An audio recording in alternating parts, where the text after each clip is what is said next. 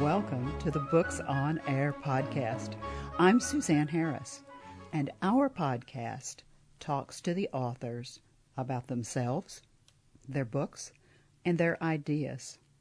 Every book has two stories, and our listeners find out the story behind every book. Now, joining me today, you know this, I love children's book authors. The gentleman who's going to be with us today is named Andrew Everstine, and he is here to talk about his wonderful children's book, A Dandelion, story that touches on the sensitive topic of flowerism. Andy, welcome. Thank you. Good to be here. Now, I'm going to call you Andrew because we don't want to confuse our listeners. That sounds very formal, but I like that because that's the name that you've written under. I'm always curious about how an author becomes an author. And there are lots of different ways that I've heard. People have said to me that they were readers as a child, and whoever it was they read influenced them, and they decided they wanted to write. I've had people tell me that teachers or professors recognize some spark in their writing and encourage them. I've had people say that they have a cataclysmic event happen in their life, either a positive one or a negative one, and they just almost feel compelled to share that with the world. But your story is so very different. I've got to read this quote. When I read this quote, I thought, I've got to hear why you said this. Quote, "This October 1st, 2022 is my 30th year of writing. It began of mere boredom on a 12-hour day, parentheses, on a lunch break." Andrew, what in the world does that mean? I mean, I read that and I thought, did you just serendipitously all of a sudden decide to write? How did this happen? Please tell me the story and share it with our listeners. Well, actually, it was October 3rd, truth be told. I found that out after I wrote that. But I just was, every other weekend we would, I was working in a nursing home, and we worked 12.5-hour shifts, and I was really bored. It was like 3:30, and everything was done, and I just picked up a pen and wrote a poem called Life, and the rest is history. I just kept writing after that, and writing, and it was awesome. And then I started reading to a resident, Isabel, and I was going to give it up after 40. This is true. I was going to give it up after 40 poems, and Isabel, I had been reading to her, and she said, "Oh, love." She looked me right in the eye, and she said, "Oh, love, you have a gift." She said, "Never stop writing or you'll lose the passion for life itself." And I was like processing that over on my drive home to and from work, and just like, what did she say to me? I was like, it was awesome. So that's an amazing story. You had never before had you just sat down and started to write? No, not unless I had to for school. And I felt, it's different because you're just like reading. If you're forced to read it during school, it's different than when you just pick up a book on your own, which I didn't do until after I graduated college, which is unfortunate, but it's true. You know what I mean? Yeah, I do. I love what you just said. I love the story that you just told because I know that there are people who will hear us, and you know that there are people who are sitting there and they're saying to themselves, well, I could write a book, but if you don't start, Absolutely. Then you won't write the book. And you may find yourself, I love it, that you found yourself in a job that you probably didn't enjoy very much. And all of a sudden, here came this rush of creativity. Now, I know you're a poet. Where did children's literature come from? Very good question. Okay, so I've been writing for about 5 years at that point, and our older daughter, Ashli, she was 3 at the time, and she said, "Tell me a story, Daddy," and I said, "Okay, but you have to give me the title." And she said, "A Dandelion," and I just had to tell this story like it was old hat, Now I go to her for advice, if that makes any sense. but it just flowed out, and it just became a story of kindness, bravery, and inclusion, and through flowers, and I loved it, and that's how it started. Now, are all your other books, are they poetry? Actually, there's I would say, yeah, most of them are, and then there's a story, a Hannah story, which is, it's not a novel by any means, but that was my first longer story. Mm-hmm. That's about a little girl whose parents split up when she's 9, and it's all about how it affects her life growing up in a spiritual way. And then there was Seth. Seth is my first novel. The byline on that is Seth. The byline would be A Visitor's Pass, and you find out why. But that's a story of a teenager. Actually, on the onset, God puts it on a couple's heart to go out to dinner, even though money's tight. So they while walking to a diner, they hear a baby crying in a dumpster, and they rush down the alley and save it. And then in the hospital waiting room, he proposes to her, and she asks if they can adopt the baby, and he smiles. And then fast forward 18 years, they've obviously gotten married, and Seth, the boy that they rescued from the dumpster, is sitting in a theater writing, and whatever he's writing about, it's portrayed, in the story. He writes the parables.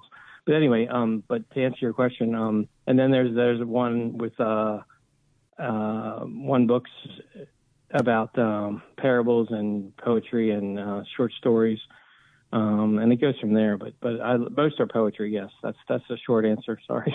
That's okay. I apologize. No, that's okay. It's okay, because it's not an easy question. You're right, because you're a poet as well as a story writer, and the two are the same, only different. Where do your ideas come from? I mean, I know the Dandelion story that we're going to talk about today came from your daughter, but do things just sort of start flowing for you? That's a great question. Well, it depends. Like when I'm driving, mm-hmm. even something as like a church. This one church in I guess it's Annandale. It just inspired a story. And then another one down in D.C. when I was working in Cleveland Park and near the zoo.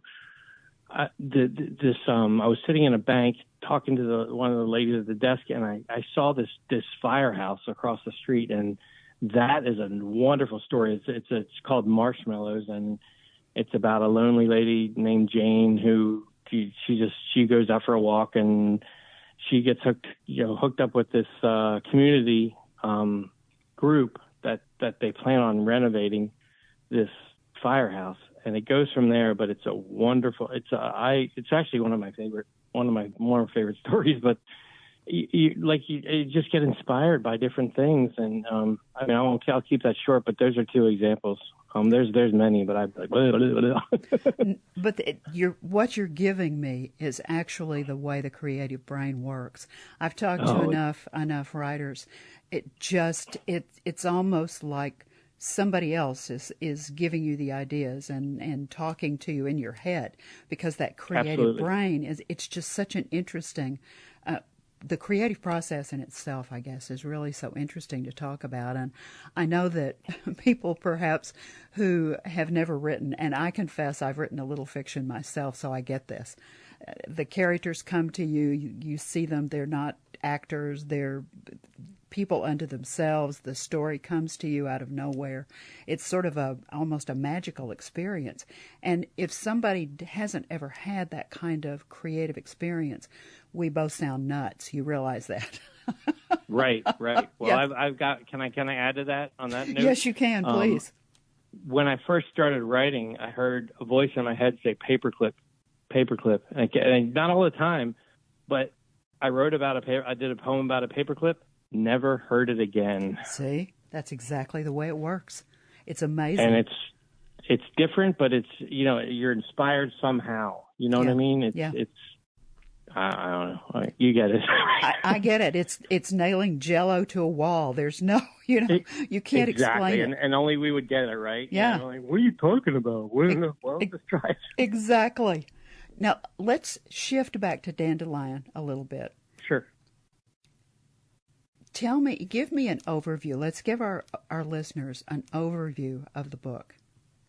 Just sort of give us tell us what the action is and who the characters are so that they sort of have an understanding of what we're talking about Flowerism. Right. Sure. There's the premise for it is the main character is Sally Budfield, and she's a dandelion and full of hope and determination. And there's a party that's going to take place, and there's a list that's going to be posted in town hall within a couple of weeks, and all the flowers are excited that hopefully their name's on the list, and that's the beginning of it. Did you want me to go further, or how did you want me to? I know you want to read a portion of it because there's a little of it that you'd like to share with the listeners. So this would be a good spot to do that. Sure. Okay, so the doors open. There's a crowd outside town hall waiting to see the list, and the doors open and everyone rushes down the hall and into the courtyard because they know exactly where the town events or list is posted. And some of them are so excited that their name's on the list, they almost lose a butt or two jumping up and down. Others aren't so cheery because their name's not on the list.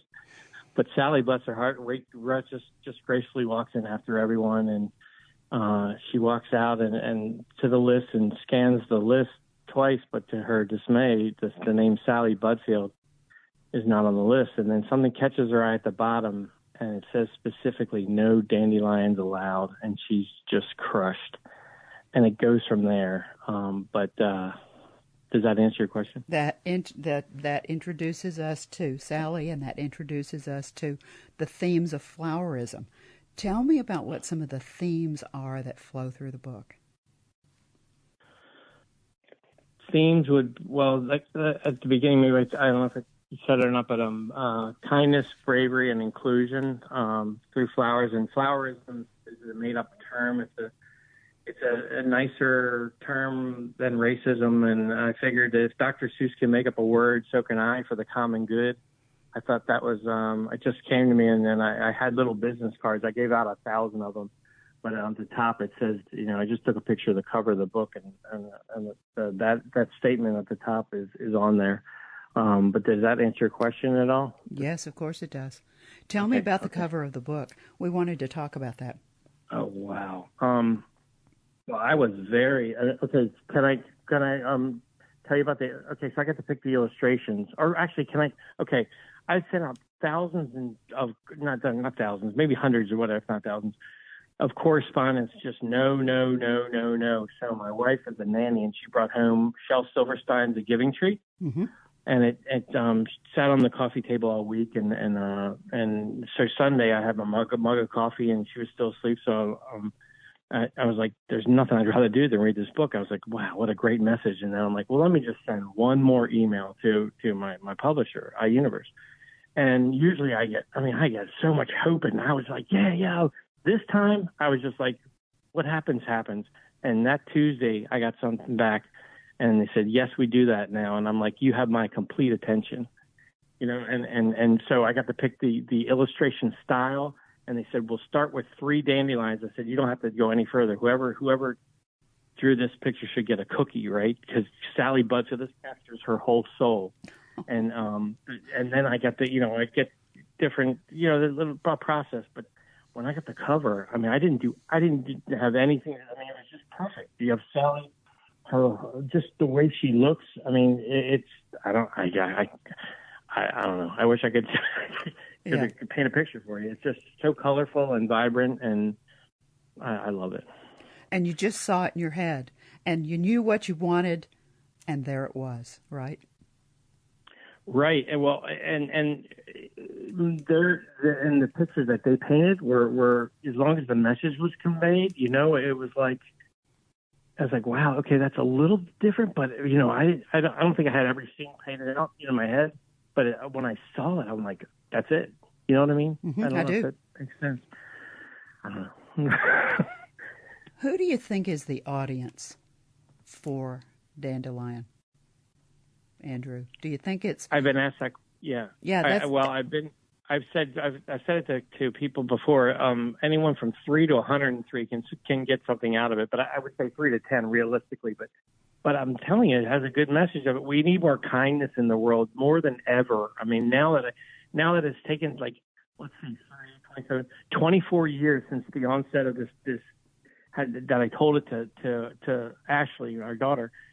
24 years, and it's, they say God's timing is perfect, but I mean, now it just seems like we need more kindness in the world, and that's just, I don't know. That's what I think. It seems like there's so much meanness. I agree. Yeah, I agree. Yeah, well, that's a whole nother ball of wax. We won't go. Yeah, I know. You and I are not going to solve this today. You're absolutely right. But whenever I'm talking about books like this, about Dandelion, and books that are written for a children / maybe even a young teenager, I can see this with groups of people. I see perhaps the child reading the book by themselves, but I always think that it's more interesting than that. That if a parent reads to a child, or even several children, if they have more than one child, the ideas in the book can spark discussion among the kids and among the parents. And absolutely. If it's a grandparent who's reading to a grandchild, or even an aunt and uncle reading to a niece or a nephew, I mean, exactly. That to me creates a special bond. The sitting down and sharing of the written word and the ideas in the written word together creates a really special bond between people, even if it's an older brother or sister reading to a younger brother or sister. I think that that's really, really a special idea. And that even around a table, maybe you have dinner together, maybe you have breakfast together, discussions could come out of the book, and kindness could really begin to flow out of this house, where someone is just reading a book to a child. And inclusion, that's what I want that to be there too, because it's really after this part of the story, you'll understand what that word, how it fits into the story. But to your point about that, every Christmas, my dad would read his own version of, what is it, Santa Claus is Coming to Town, or what's the famous one? I'm not sure.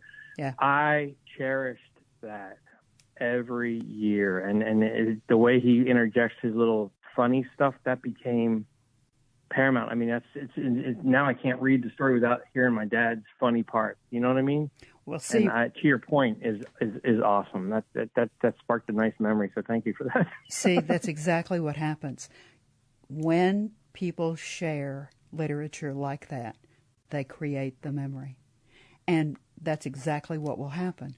If someone has that memory of reading a book with their mom or their dad or their aunt or their uncle or their brother or their sister, and 50 years down the road, that memory, that soft, wonderful memory, will come back. And it also creates, I think, a feeling for being a reader. I just think that there are so many positive things that happen out of sharing books with one another. Absolutely. Agreed. Now, I think that we've talked about the book enough that our listeners will want to know where they can get it. And it is on Amazon. Let me do some spelling and make sure you have the specific title. The specific title of the book is A Dandelion. Now, if you're not sure how to spell that, it's Dandellion. And then there's a colon. Story that touches on the sensitive topic of Flowerism, by Andrew, Andrew, Everstine, Everstine. I'm sure if you just put A Dandelion by Andrew Everstine in the search feature there on Amazon and clicked on it, the book comes right up, and you'll see the adorable cover. that Andrew was talking about. And in the upper right-hand corner, it will say something like, open here. Well, look inside. I didn't know what those words meant for a long time.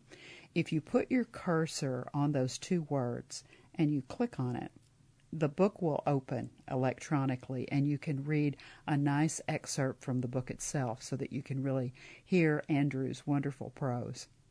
Now, Andrew, I know that some people don't like to buy their books from Amazon. Where else could they find a Dandelion? Just a footnote on that, to be in the book section on the Amazon website, just because I've learned that you have to be in the book section. All that information you gave was beautiful, but that's a very important piece of it, is they got to be in the book section for that to come up as easily. Thank you. You're welcome. Sorry. Barnes & Noble, BN.com, iUniverse, the letter I, and then universe, and then type in my name that you so gracefully spelled correctly. Where else can I think that's all. I think that's all. That's all. Yeah, I'll I know stay that there. I Googled you to see where everything was, and that's how I saw some of the other books. I mean, if they put in your name and put, say, children's author or author and poet Andrew Everstine, then all kinds of things will come up, and they can find not only Dandelion, but they can also find the other books that you've written, and they can get a look at those and see what your poetry sounds like as well. You can also go to allpoetry.com, ALL poetry.com, and type in my name, and you can see over 120 poems and 22 stories, all for free. That's a good way to get a flavor of what I do. That's excellent. Now, do you have a website that they can find? It's under construction right now, but to be continued. It'll be soon. I will be getting it up soon. But you're on Facebook, so let's tell them how to find you on Facebook. It's the Andrew Everstine, ANDREW, EV as in Victor, ERSPINE, and yeah. And there you'll be. Yes, there I'll be. All right, I have one last question for you, Andrew. When our listeners become readers and they pick up a copy of a Dandelion story that touches on the sensitive topic of flowerism, and they read it themselves, they share it with the children in their lives, whoever they are, and when they turn that very last page for the very last time and they close the cover, either electronically or physically, what's the bottom line message that you really want that reader to take away from the book? To go out and spread kindness, bravery, and inclusion in the world. The way the book ends is I end all my stories with the beginning, because I feel like you've learned something. Now you can take that and go forth. I think that's excellent. I love this story. I love what you've done with this. You're a terrific author. Thank you so very much for being my guest today on Thank Books you. on I'm Air. very, very honored. I enjoyed laughing and talking with you like a fireside chat. It's been great. Good. Thank you so much. And remember, you can find a Dandelion story that touches on the sensitive topic of flowerism by Andrew Everstine on Amazon. You've been listening to the Books on Air podcast, brought to you on webtalkradio.net. You can also hear this podcast on Spotify, iHeartRadio, Stitcher, and Apple Podcasts. I'm Suzanne Harris, and I so hope you'll join us for our next Books on Air podcast, because remember, you never know who's going to be here, and you never know what we're going to talk about. Thank you so very much for listening.